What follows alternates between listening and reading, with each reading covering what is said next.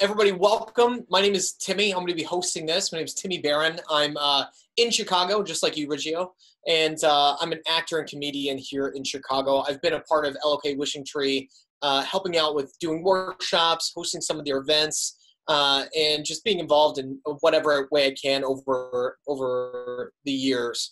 And so thank you all so much for being here. I'm not sure if we want to get started with Dot. Did you want to say anything about LOK before we jump into talking to our guest today? No, if anything, I'll say something later on. You just Great. run with it, Timmy. Thanks. Great. Well, we have Riggio, who's a rapper out of Chicago, which we'll be talking to probably the majority of this time. And we also have Peace, who was the recipient about what was it, 7 years ago? You were 10 years old when you received the LOK scholarship. And then Leslie, a part of the Boys and Girls Club there in Bloomington, who was very a part of Peace's life. So to jump in with this real quick, we all have a little bit of, some more than others, experience with the Boys and Girls Club in Bloomington. So Peace, let me just start out with you, and if you could just give me a 1 to 1.5 minute, your superhero story. What's your origin story? Where did you come from? When did you get interested in music up until that point of receiving the scholarship and from then on?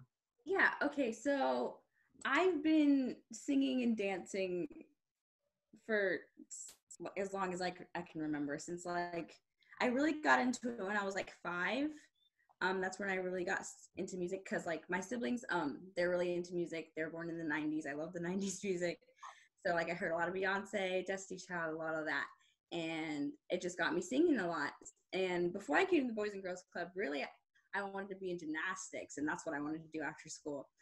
But I was like, no, you have to go to BGC, because we can't take you there. And there's already a bus to take me to BGC. So that's what took me to BGC. And then they had all these, in the club, they had all these special activities we could do during the day. So they had the show choir that I was in, and they had other dance classes, and they had a thing called Smart Girls, and that's a girl empowerment thing. And when I got into dancing in the show choir there, we learned songs, and we danced, and we performed at places like the library. We performed in some place at an indie doing for some convention or something like that. And we performed up there, and it was just really something that stuck with me, and it's been something. How old were you at the time, at that particular time? I think I was I was 10 or okay. 9 or 10 when I was doing that. I was in that show choir for 2 years until I got the scholarship. So yeah. Oh, amazing. Yeah, and then since the scholarship, what do you feel that has, I guess, given you the opportunity to do, or what have you invested in since then? Yeah, so here in Bloomington, being in that, giving me that scholarship, I was able to be into the community show choir called BEAT, and it's for Bloomington Expressive Arts Training. And it started out with just a middle school show choir it's called Syncopation, and we're just 12 little girls. And I was a founding member, and we just started that year. We didn't know what it was going to be. And after that year, we it started going again and again. And as the years go on, we went to competitions, and at one I got outstanding performer and things like that. And then one great year, 6th grade year, we got the chance to perform at Downtown Disney in Florida. Wow.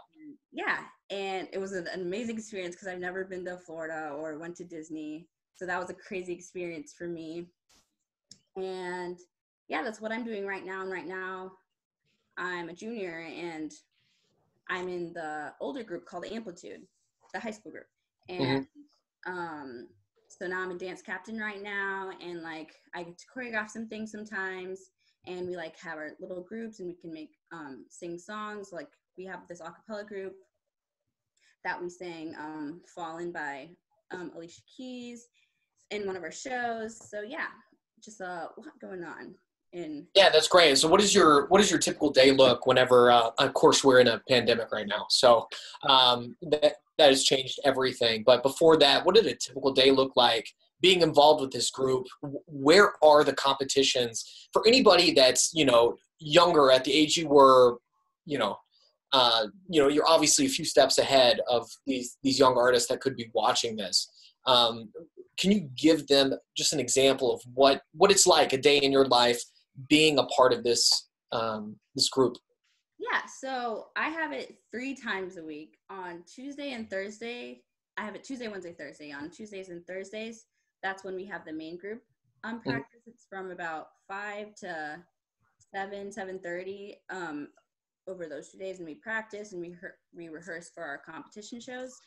And they have about 5 songs in every show, so we learn them and then we perform a show. And then on Wednesdays, in Beat, we have many different groups. So we have a high school group, a middle school group, and 2 other younger groups called Mini Sync and Synchronicity. And those are preliminary show choirs that are learning about what it is and like just finding what you want to do and getting to know what it is. And I TA for Mini Sync and help out with them and just help the little kids out and practice with them. So and every day I go after school, I go to practice, and I go to practice for from 5 to 7:30, and then I go home and finish my homework, and then that's a normal day for me.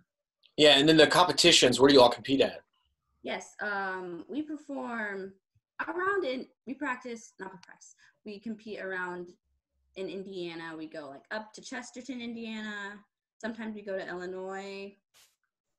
This year we were supposed to come to Chicago actually, but that's when things started going with right. That one got canceled. But yeah, we try and perform as many different places as we can to get new experiences and see different show choirs and things like that.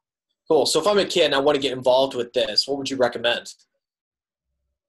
I just go for it, because I never thought I'd get into something like this, because usually I was just thinking that I'd be a dancer and that'd be my main thing. But getting into show choir, I got to visit the side of singing and what it's an actual passion that I really enjoy. And dancing, it really helps you as a dancer as well, because you do different styles. We do hip hop, we do sometimes modern, we do technical sometimes. It all depends on what we're doing that year. So yeah, I just say go for it, because it can teach you so many things. And our directors, they teach you so much in practice and just out of practice, showing about life and what it is to be a good human being. So yeah, I say go. Yeah, cool. Thanks, Peace. And so when you first starting in it, you got introduced via the Boys and Girls Club, right? Yes. Yeah, and so that transitions a little bit. Let's talk to you, Leslie, for a second. And what's your involvement with? First of all, tell us a little bit about yourself, in a minute or less, and let's move into your involvement with Boys and Girls Club and this particular program. Sure, yeah. So thanks for having me. I'm the development director at the Boys and Girls Clubs at Bloomington. So I do fundraising and community coordination and marketing, and just trying to work with community partners to get the club up and going, and having integration with lots of different places in the community. And one of the programs, we're really proud of is the LOCPAP program. I mean, actually, I've been at the Boys and Girls Club 6 years. The LOCPAP program started a couple years before I was there, but really a remarkable way to introduce promising students like Peace to the arts and give them opportunities to have access to performances and people in our community that they might not otherwise have access to. People that do not know what LOCPAP is or stands for, could you explain that a little bit more? Yep, so that's the Lindsay O'Brien Kessling Performing Arts Program. So we get funding from the Lindsay O'Brien Kessling Foundation. So the Wishing Tree Foundation, they provide us funding to be able to provide this program. And it's really in honor of Dot's daughter. So Lindsay O'Brien Kessling was Dot's daughter. She was connected with the Bloomington Boys and Girls Club. She was a mentor at the club, and she had a passion for performing arts. She had a passion for the arts, and she loved getting kids connected to the arts. And one of the ways that Dot felt like honoring Lindsay was to give back to this organization that she had worked with when she was in college at Indiana University, and that she had poured so much of herself into, and really just to keep remembering that passion that Lindsay had for the arts and that connection that Lindsay brought as an IU student mentoring young kids at the Boys and Girls Club in Bloomington. So it's really, that's kind of how it was born.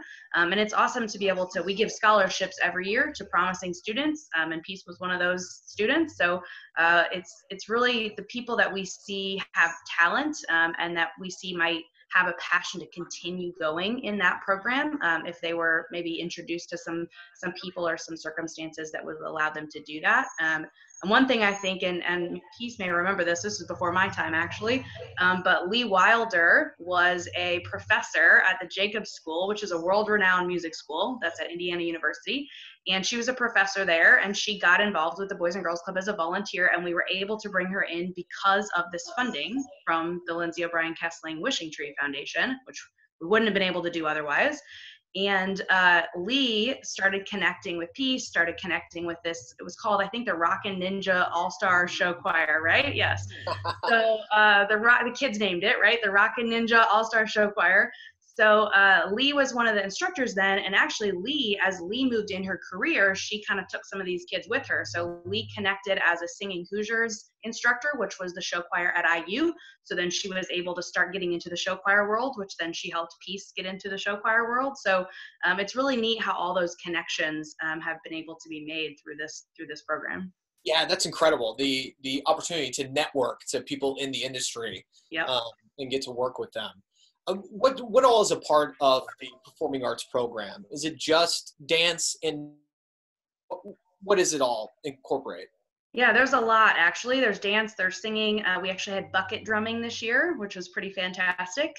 We have had all kinds of different sorts of performing arts. We've had drama, we've had comedy, actually, we've had acting, different things that kids might want to be involved with that helps them to perform. We even had a kind of a public speaking, spoken word, slam poetry contest last year. So sort of trying to allow the kids to dictate what their interests are in the performing arts fields, and then see if we can help to connect them with people who are leaders in those fields or inspirations to them in those fields. So that's really what it's been. And we've also been able, through the funding that we've gotten through the Lindsay O'Brien Kessling Wishing Tree Foundation, we've been able to bring in visiting artists. So we have had people, especially because the Jacobs School is in our backyard, they have brought in world-renowned musicians for the Jacobs School, and we've been able to, while they're in town, get them to come meet with our kids, get them to come perform in our club, and that's been pretty wonderful as well. It gives really people that come in from all over the world a chance to connect with these kids in Bloomington who may never have that opportunity to connect. That's incredible. That's incredible. I remember, I think I met you when I came in several years ago to do improv. I wasn't sure if it was, I was talking to Dot about this yesterday. I'm not sure if it was you or not, but I remember after my first class with the kids, the age groups there, what is it, Ray? I wanted to ask that real quick. What is the age group of the kids in these programs? Yeah, so we're all after school programs, so any from kindergarten and up. So 6 years old, is the youngest kid, and we go all the way up until 18-year-olds, although most of our kind of 15, 16, 17, 18-year-olds are junior staff, and they're helping, run programs at that point. But really, we serve any kids that are school age.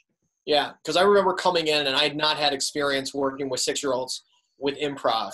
Yeah. And I think it was you. I don't know if you remember this. It could have been somebody else. But after my very first class, we took a break. And I was like, holy crap. Like, these kids are listening. I don't know how to do this with these kids. And if it was you, you told me, treat these kids like little adults. Yep. Smart, they're kids. And that changed everything for the rest of the week for me. Yep. I brought that up to Dot yesterday, and I just couldn't remember. But now seeing your face and knowing your involvement, I'm pretty sure it was you that told me that. Yep. Definitely treating kids like, they know what you're talking about. They understand what it is that they're doing. And they're actually, kids are interested. They're fascinated by things. A lot of stuff is new to them. So improv is really new to them, and rapping is new to them, and dancing might be new to them. And, they're really interested in learning about different things. And if somebody engages with them and kind of talks to them at their level, they'll engage right back. Yeah, it changed everything for me. Even now, I have a 2.5-year-old daughter. And Awesome. that's in my brain all the time when I'm with Yep. her, interacting with her. It's just, I just know that meant so much to me. And Awesome. yeah, just my personal experience with you in that one moment. You know, I just can't imagine what all these kids are experiencing in this program. So thank you so much for being on here. Is there anything else you want to say about the program before we move on a bit? No, I think it's been a great program. It's been actually really neat to have Peace back in. I saw that video of her when she was really young and have seen pictures and connections with her, but it's nice to see where she is now. So it's good to see you, Peace. And it's nice to hear what she's up to and stay connected. We have some students that have really gone on to do some pretty remarkable things in the arts. And it's wonderful that we were a small part of that part of their lives. Yeah, y'all really have. It's incredible. Thanks, Leslie. Thank you so much. Sure. Yeah. Yeah.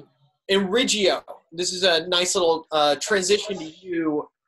Before we get into your little backstory or whatever, will you tell us a little bit about your involvement of the Boys and Girls Club? Whether you were a part of it when you were young, I know you did. You went in to visit as an artist and things like that. Will you tell us a little bit about your Boys and Girls Club involvement? So, one, I just want to say thank y'all for having me and inviting me here. But yeah, so a few years ago, it was real cool. Doc just, kind of invited me to this whole experience of just being able to like express who I am as an artist, and then not only who I am, but just also try to give like a meaningful message to the kids a few years back. And that was like a super cool experience. I never did nothing like that before. It was amazing, like, one-time thing. So yeah, that's what we did, and we was able to like, I think we performed. I think I performed like a song or two, and able to give a little something to the kids and whatnot. So the whole experience was just super fun. It seemed like the whole, the kids was engaged, like they was enjoying it. So That's great. Okay, cool. So you weren't really involved in Boys and Girls Club growing up as a kid. When I was a kid, yeah, I went a few years ago. I think I went like 2 years when I was a kid, and the Boys and Girls Club was the best summer program on the block. Like that was the best one. Yes, I hated the other summer programs compared to Boys and Girls Club. For real. That's great. And was that in Chicago? Was that in Chicago? Where'd you grow up? Yeah, in Chicago. It was the Dr. Martin Luther King one. Oh, okay, yeah. Right up on the west side. Yeah, man, Boys and Girls Club, amazing. That's great. Well, Richie, why don't you? Well, of course, you're in Chicago. You're a rapper in Chicago. I saw you perform last summer at the LOK event and listened to some of your music. I love it. I love the message. I love the positivity. And I don't know how close we are in vicinity right now. I'm in Andersonville. Where are you sitting at? I'm real close to Humboldt Park. Humboldt Park. Okay, cool. So we have a few miles of distance in between us. Yeah. Well, I kind of want to dig deep with you. Let's do the same thing we did with Peace. Give us a little superhero origin story. Where you grew up. How was life growing up? All the way to what led you to where we're at right now in this moment. If you do it in just a few minutes. And I got you. That ain't too hard. So I grew up on the west side of Chicago.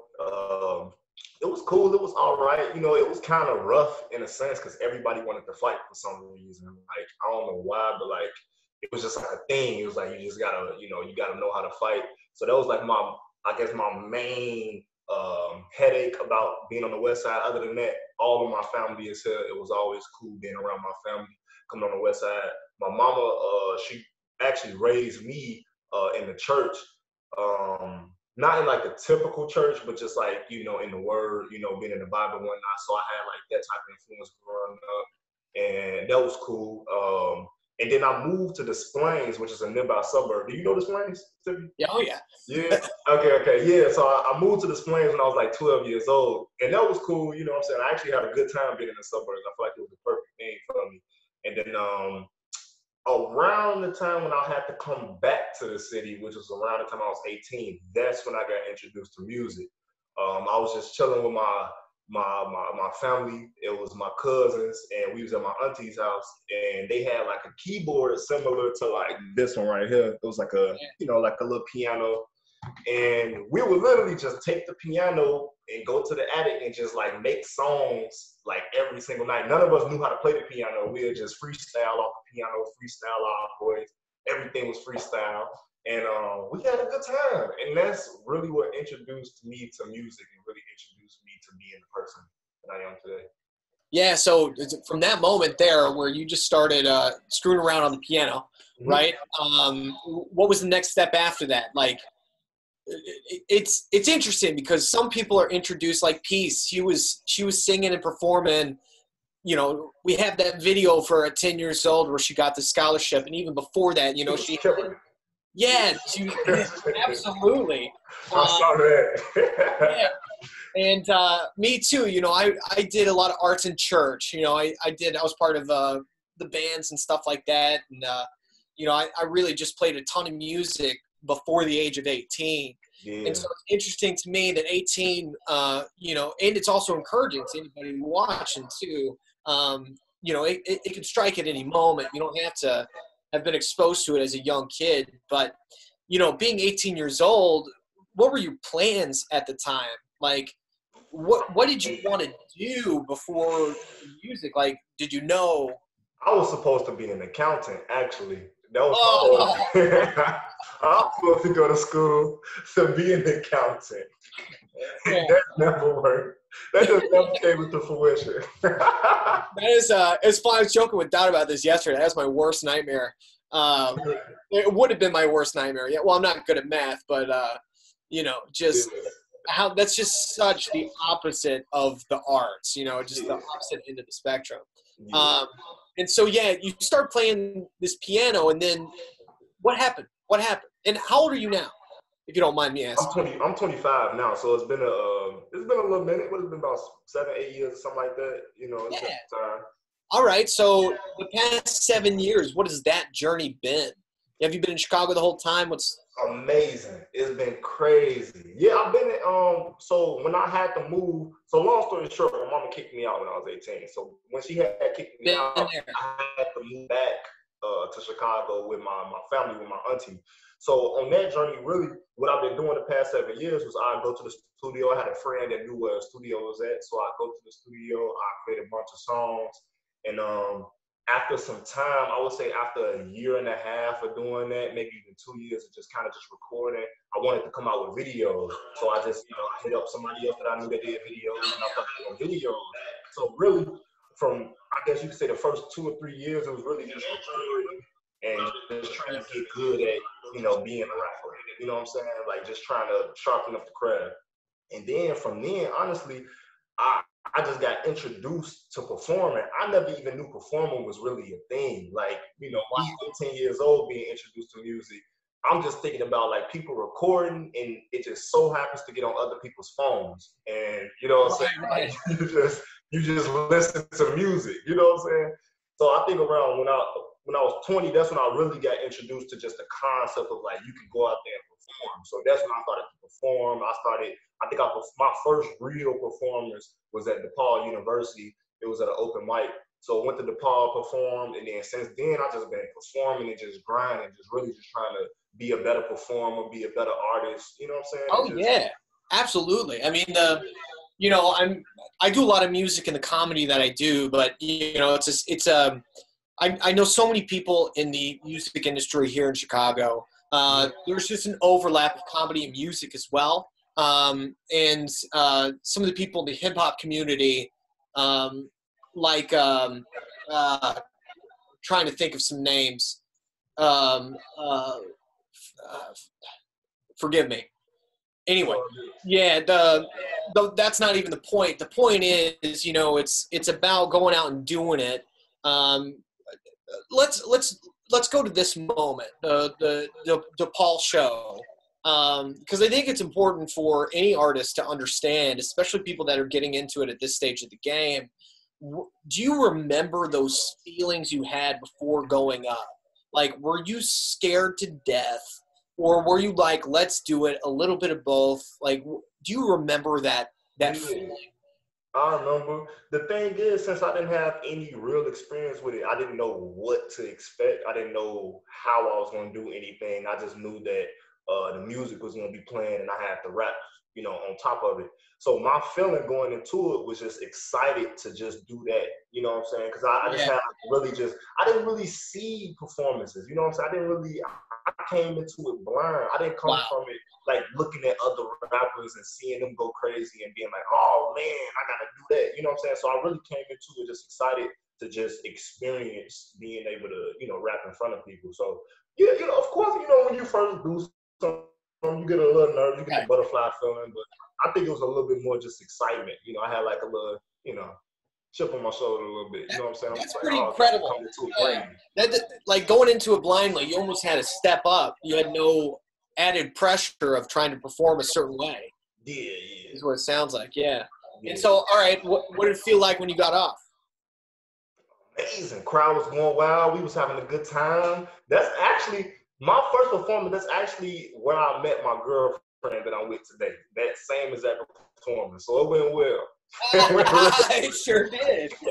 And that was 5 years ago. Wow. Yeah. So since then, is it what kind of shows are you performing? Because I know it's a ton of open mics, but even still today, you hitting up open mics. I kind of faded away from the open mic scene just because I see that as more of like a practicing ground. You know what I'm saying? You get in your but you really want to get comfortable in front of people and train. You know what I'm saying? You probably want to share some new material.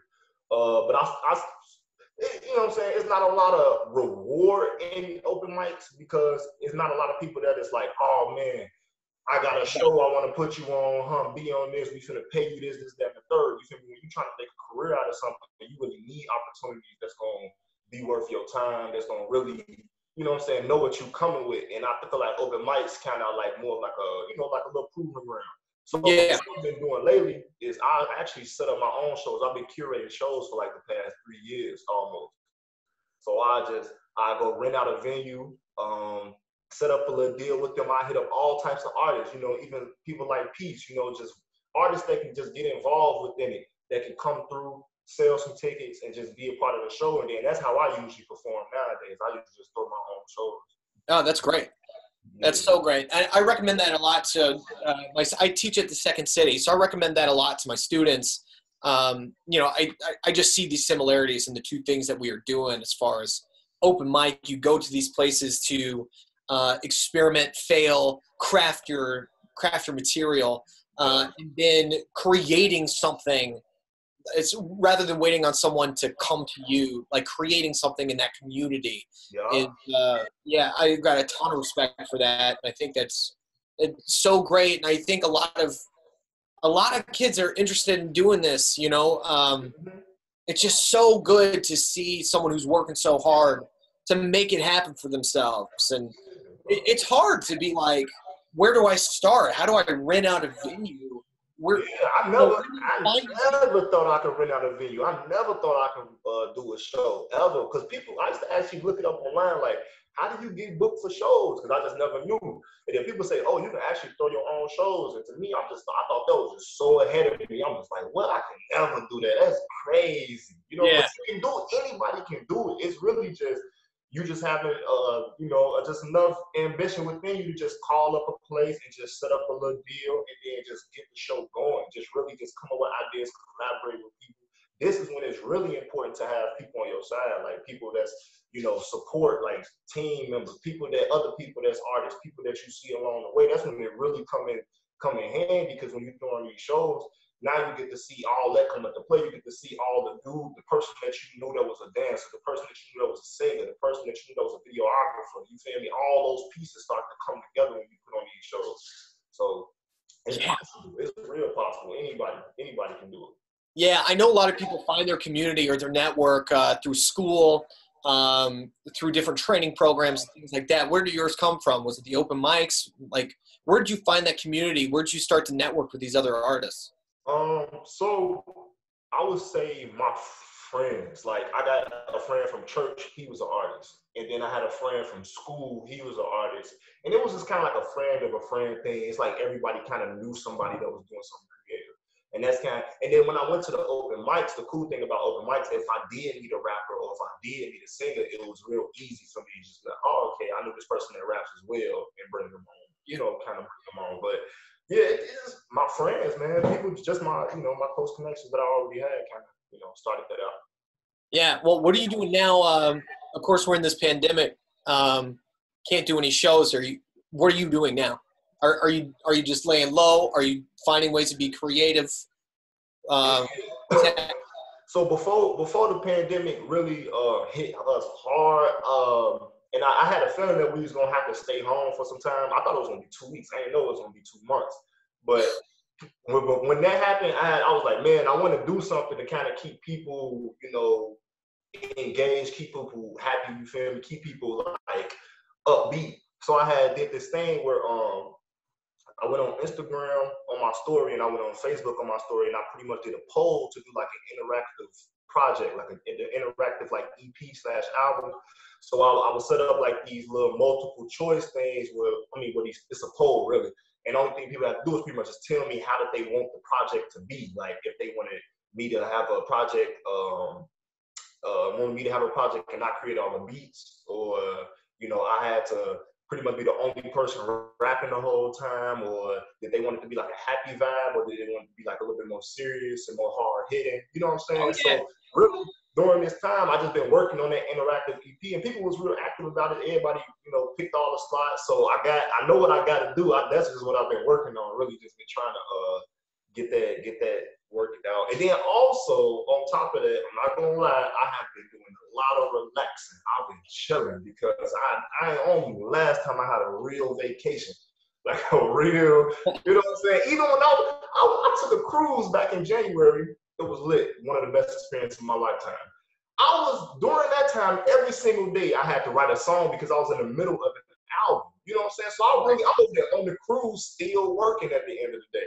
So this was actually really like a little vacation that just came and took me off my feet a little bit. So I've been chilling and I've been working on that interactive album. That's great. I'm glad you have this time and it found you.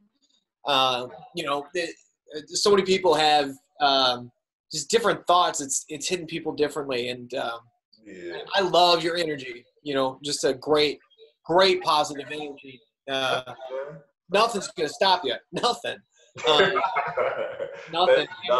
And what a great idea to be interactive. If anybody here who ends up listening to this or listening to this now wants to get involved with this particular project, or how can we see your stuff? Where can we follow you? How can we chime in on this interactive project? So the thing is that the poll is already ended. So cool.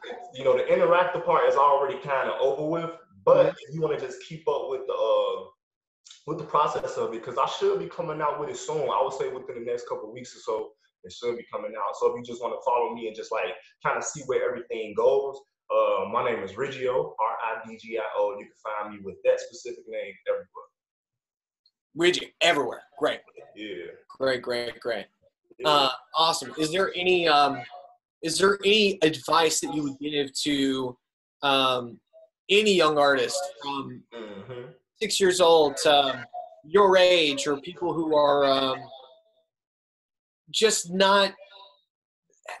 has not found the courage to take that leap, but they know they want to, or are being held back by certain walls that they've put up, or I guess just any advice in general to young artists that needs, if you had something to say to someone like that. Heck yeah, man. It's a few things. It's a couple things.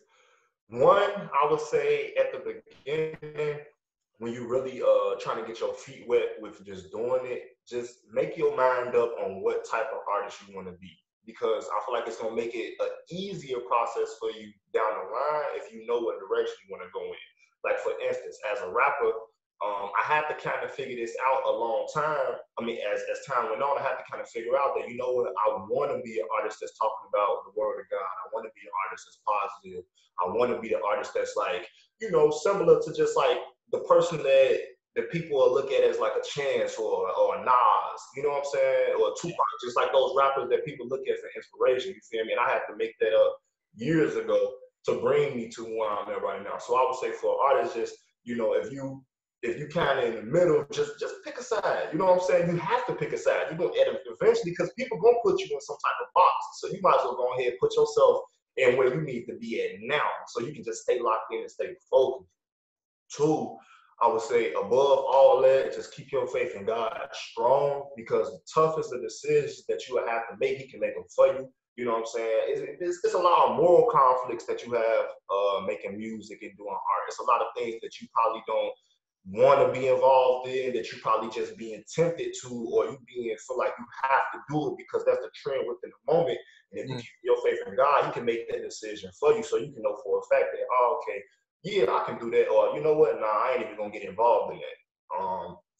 So yeah, and then three, I would say, just have some cool connections. Focus on your relationships with your friends, you know, and not necessarily just purely business wise. You can see that as time go on, kind of see how they can fit into your business scheme.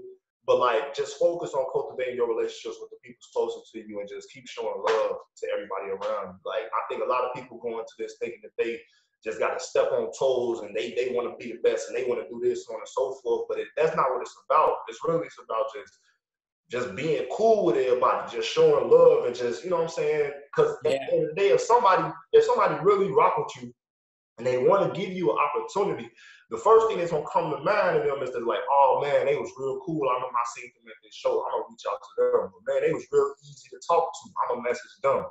But man, they gave off these real good vibes.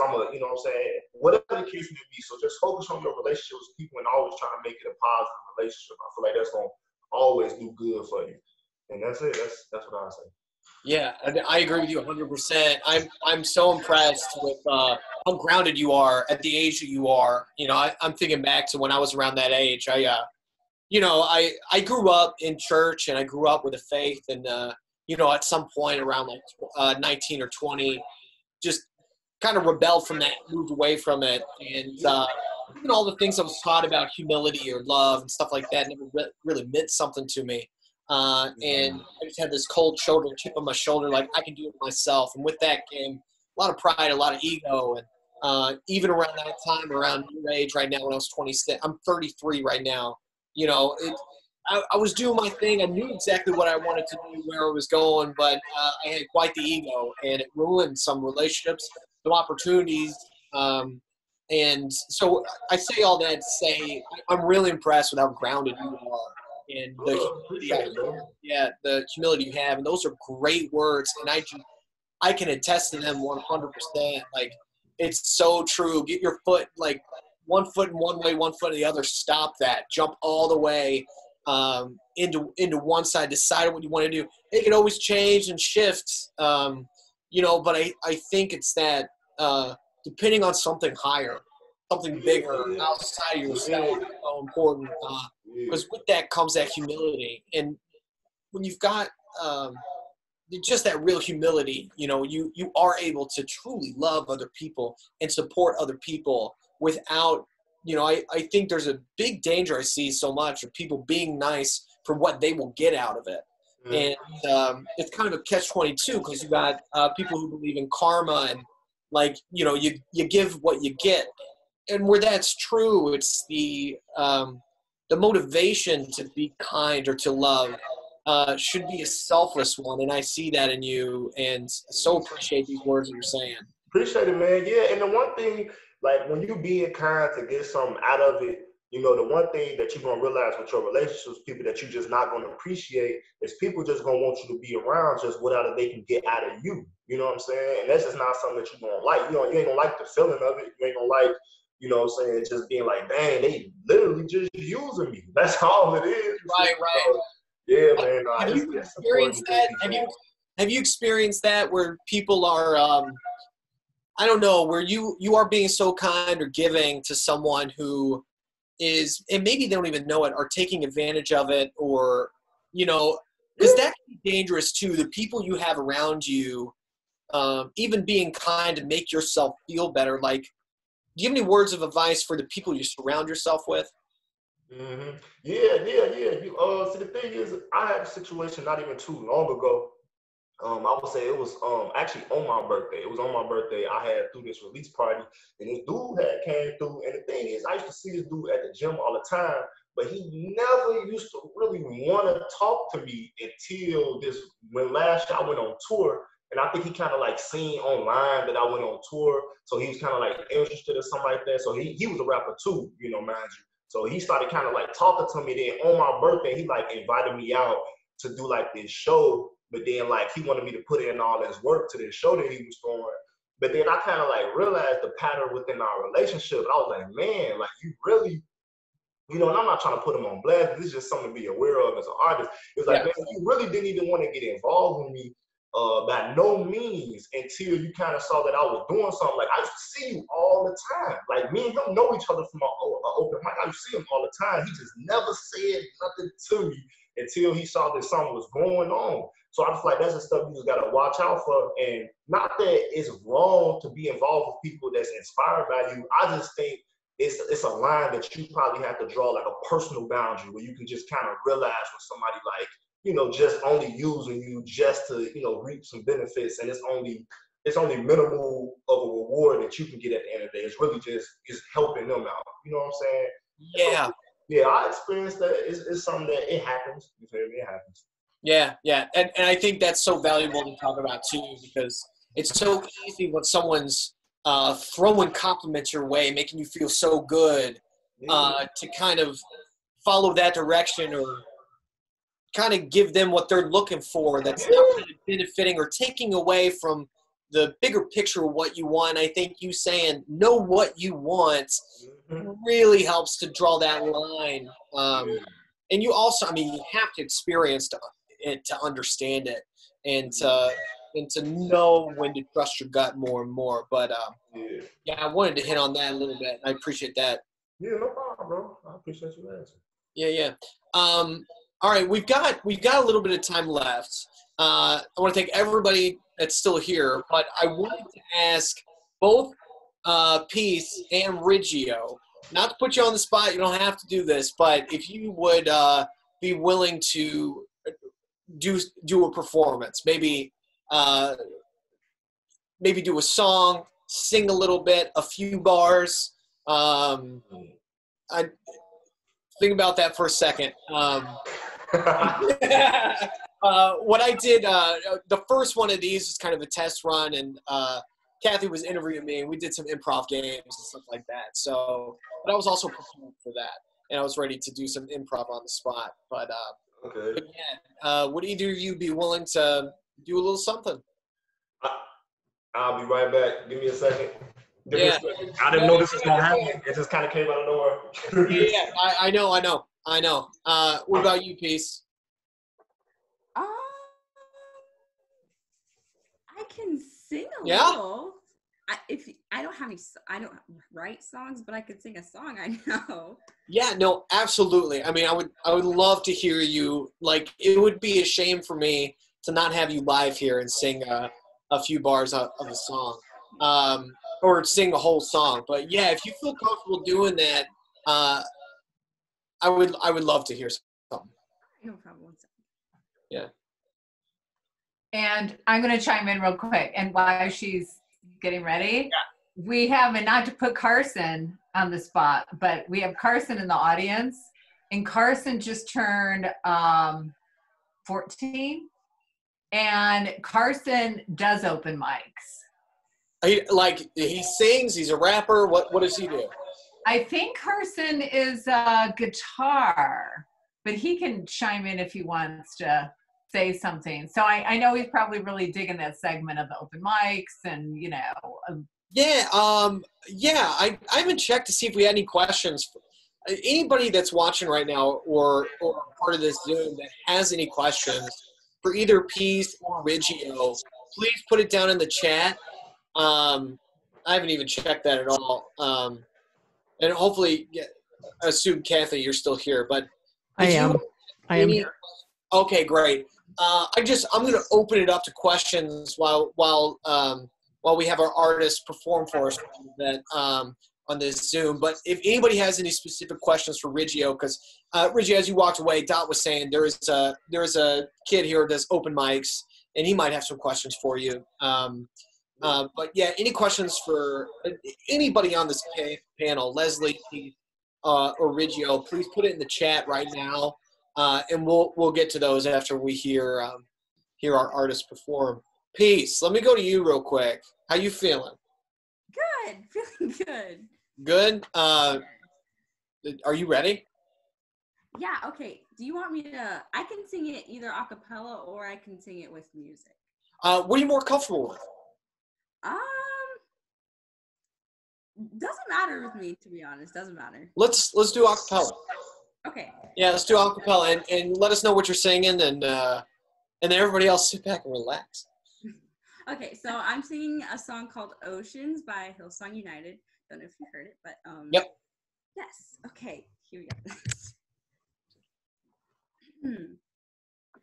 You call me out upon the waters, the great unknown, where feet may fail. And there I find you in the mystery, in oceans deep, my faith will stand. And I'll call upon your name and keep my eyes above the waves. When oceans rise, my soul will rest in your embrace, for I am yours and you are mine. Oh. Sorry. Hey. Yay! I have to unmute to clap. Wow. Very great. Wow. Yes, that was a little short part of that song. That was awesome. That was amazing. I wasn't sure if you were done or not, but It was a long pause, so I was just gonna end right there for that. Sorry about that. Thank you so much. Thank you so much. I know this is an awkward platform to do that. I understand that. So thank you so much. It was beautiful. Yeah. Riggio. What up? Wait, there was a one question.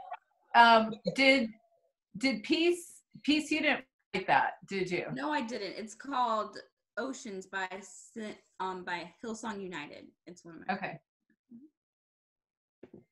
Awesome. Amazing. All right, Riggio, what are you going to do for us? All right, I'm gonna rap. I think it's a song that I wrote Tuesday. So I wrote this on Tuesday. I don't know the lyrics and whatever, who cares? But what I'm gonna do actually is I'm gonna put the lyrics right here inside this chat. Just, you know what I'm saying? Because one thing that I started to appreciate as a rapper is I really started to like looking at lyrics while I'm hearing stuff. So y'all can kind of follow along with me if you Love it. if you care to. Give me a second. So, okay, here we go. You ready? Yeah. All right. And those not all the lyrics. They cut me off at some point. Who cares? All right, here you go. It's called What Do You Do? It's like, what do you do when times getting hard? Do you make it out? Or you go through a phase and you fake it out? See the bumps in your face and you breaking out. We all go through some humps, you can shake it off. You do you and don't trip on what they about. Lead the plan up to God, he gonna lay it off. Every day it get hard, we just wear it out. Every day we gonna pray, it's like, what do you do? I feel in my chest and my heart beat when it get hard and feel like it's off beat. I tell all the evil get off me. I see the demons and they try to start me. Even though it get good, it ain't all sweet. Even though it get good, it gets salty. Even though it get good, it's exhausting. Sometimes I walk through the world like a zombie. This is a world full of hate, so take caution. Wait through the darkness, wait through the hardships, wait. I'm gonna go through the storm, I'm gonna wait through the rain to the day that I'm up in my coffin, wait. And I hate that it's aching me often. I'm just patiently waiting, it's blatant. Ain't no matter a hate is taking me off it. I found my way on the way I was lost and came here one day and some days it was haunted. Them days used to live with my auntie. Wait, on a daily I see the world changing. It look like the devil that came with an army. Wait, like a third of heaven is upon me. Wait, like a third of heaven came to harm me. Wait, shoot, the third of heaven, that's alarming. He be the weapon everybody targets. When times getting hard, do you make it out? Or you go through a phase and you fake it out. See the bumps in your face and you breaking off. We all go through some humps, you can shake it off. You do you and don't trip on what they about. Lead the plan up to God, he gonna lay it out. Every day it get hard, we just wait it out. Every day we gonna pray, it's like, what do you do? Yeah. Woo! Woo! Fresh. Right off the presses Tuesday. Thank you. Oh man, I'm excited about that. Yeah. Thanks for those lyrics too. It really helped me follow along. Hey, that's good. That's good. Yeah, Sean, those lyrics was great. That's a good move. Good move. Even for me. Peace. Where can people follow what you're doing? How can we keep in touch with you? See where this life takes you. You can find me at Peace Jabito on Instagram, or you can follow where I do my dancing things on B-Ton Beat at Instagram. Bloomington Express Arts Training. Yes. All right, Peace Jabito. Jobito. Yes, PeaceJobito. Okay, and the other handle is which one? BTON Beat. BTON Beat. BTON Beat. Cool. I put both of those handles in the chat for anybody who wants to follow them. And then, of course, at Riggio on all the platforms. Mm-hmm. RIDGIO. I think Riggio, if I'm not mistaken, there's an underscore at the end of it on Instagram. Mm-hmm. Yeah. But that'll pop up. And that's the one on Instagram. So I put those handles in the chat, everyone. Great. Before we sign out, I'm going to pass it over to Dot. But I just want to thank Leslie, Peace, and Riggio. Thank you all so much for being here.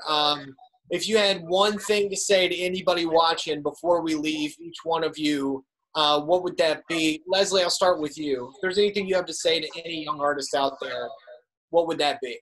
I think listen to people like Riggio and Peace. They're super inspiring. Find people that inspire you and take advice from them and just go after. I love what Riggio said. Just go for it. Yeah, 100%. Peace.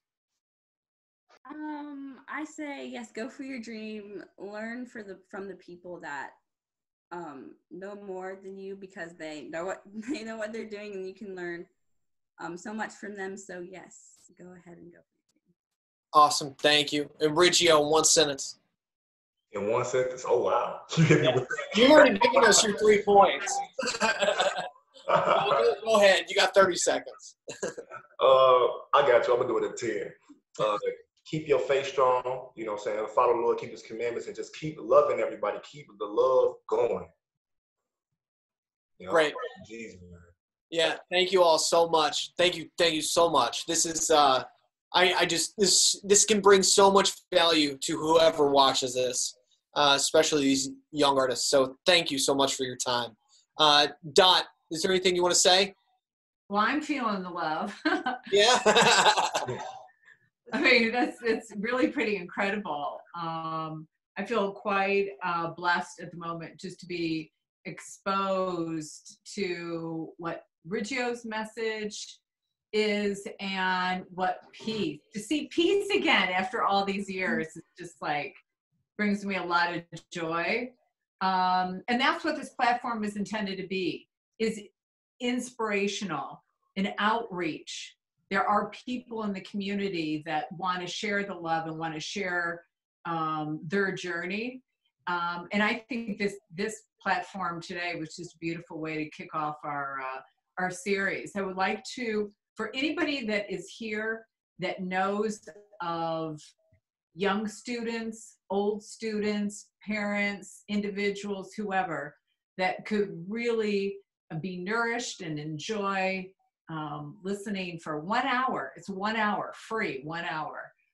Let them know about this series. It's going to be now 3 consecutive Fridays remain. Each one is going to be at 2 Central Time. All the information for sign up is at the LOK Instagram in our bio, on our What's Facebook. that? Do you know that? Is it LOK Wishing Tree on Instagram? LOK Wishing Tree. Okay, I'm putting that in the chat. That's the handle. Thanks, Timmy. Yeah. And of course, the LOK Wishing Tree Foundation Facebook page. We have all the information there. Kathy keeps posting that. Easy ways to share and easy ways to sign up. Leslie, I know this was very much last minute. I really appreciate you sharing the details of the a little bit of the Boys and Girls Club, and we really value your partnership, and particularly at this time where you guys have had to be super creative of how you're going to reach these kids when the kids couldn't be there. I really respect. I've been following what you all have been doing, so kudos to you for that. Gath, thanks for the tech behind the scenes, and thanks again to our guests. Stay in touch with us, okay? Riggio, I see you going down to Bloomington and performing for the kids, don't you, Leslie? We'd love to have you, yes.